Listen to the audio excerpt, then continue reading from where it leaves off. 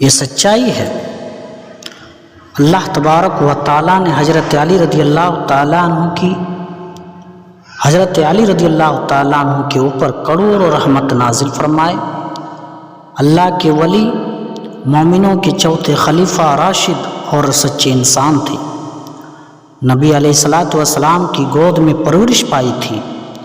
آپ نے دشمنی میں بھی حق کو فراموش نہیں کیا۔ یہ ہوتی ہے ایمانداری کی بات کہ آدمی دشمنی بھی کر لے تو حق نہ چھوڑے۔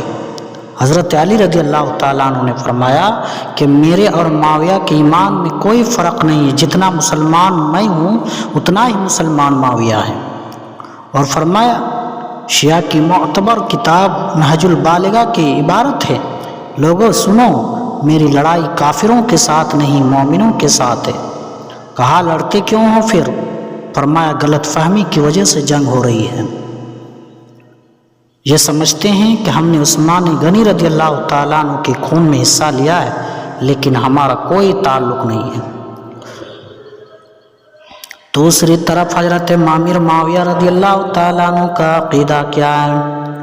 حضرت علی رضی اللہ تعالیٰ عنہ نے آپ کے پاس سرور کائنات علیہ الصلوۃ والسلام کے 2 صحابہ کو بھیجا۔ فرمایا جاؤ معاویہ کو جا کر سمجھاؤ کہ آپس کی لڑائی چھوڑ دو، آپس کی لڑائی اچھی نہیں ہے، لڑائی چھوڑ دو۔ دونوں قاصد حضرت معاویہ رضی اللہ تعالیٰ عنہ کے پاس آئے، آ کر کہا معاویہ جنگ بند کر دو، لڑائی چھوڑ دو اور علی سے صلح کر لو۔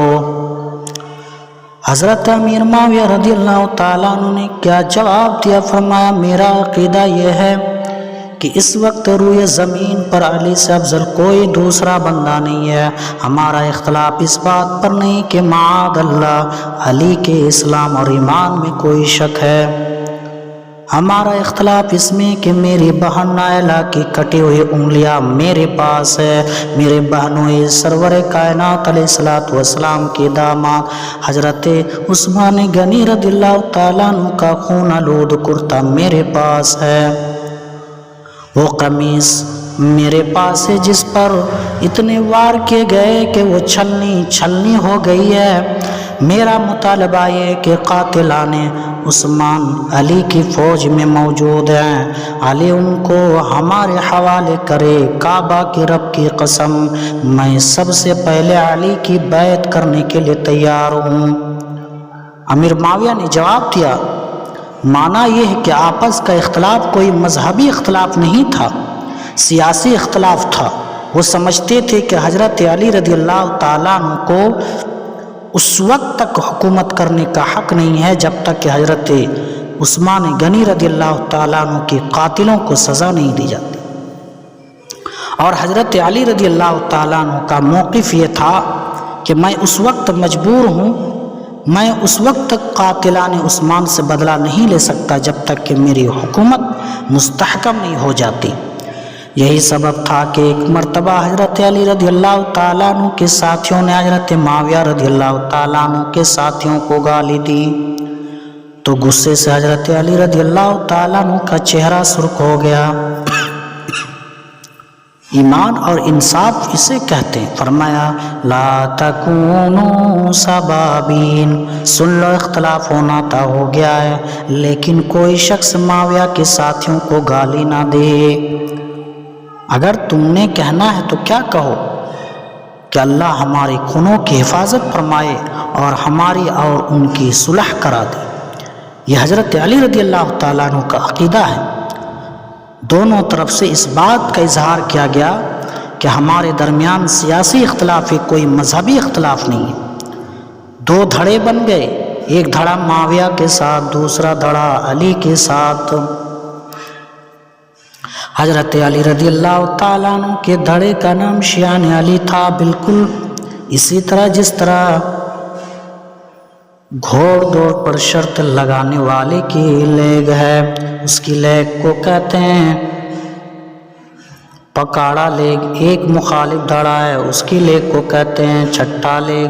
دونوں ایک کی اور ایک چھٹے کی بیعینی اسی زمانے میں دونوں پارٹیوں کا نام شیعی تھا، ایک کا نام شیعان علی اور دوسرے گروہ کا نام شیعان معاویہ۔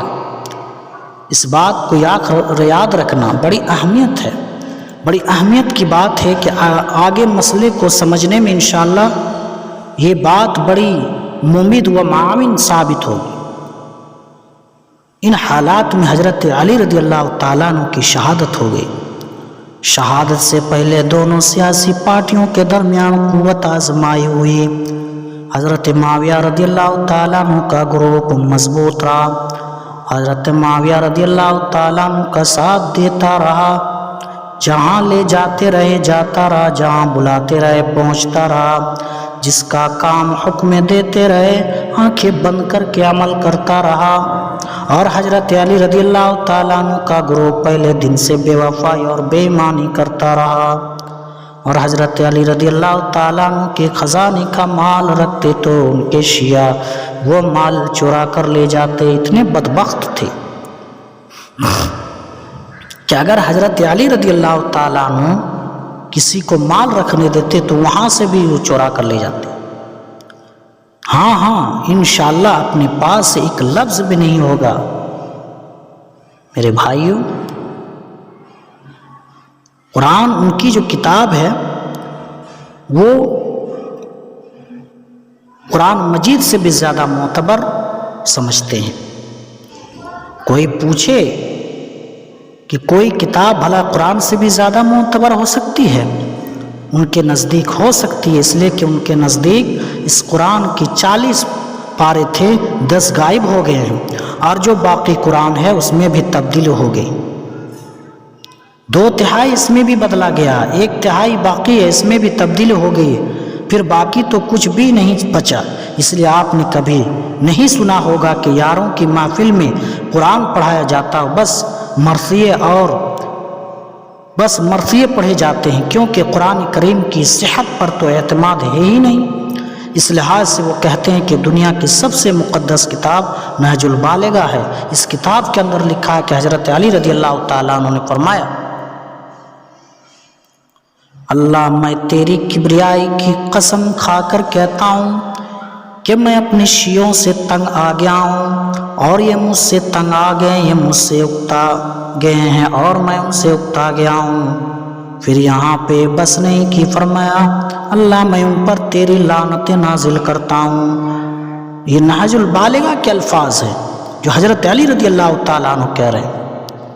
آگے فرما رہے اللہ میں چاہتا ہوں کہ اپنے مرنے سے پہلے اپنے شیعوں کو اس صورت میں دیکھوں کہ اس طرح تیرے عذاب میں پگھل جائیں، جس طرح نمک پانی میں پگھل جاتا ہے۔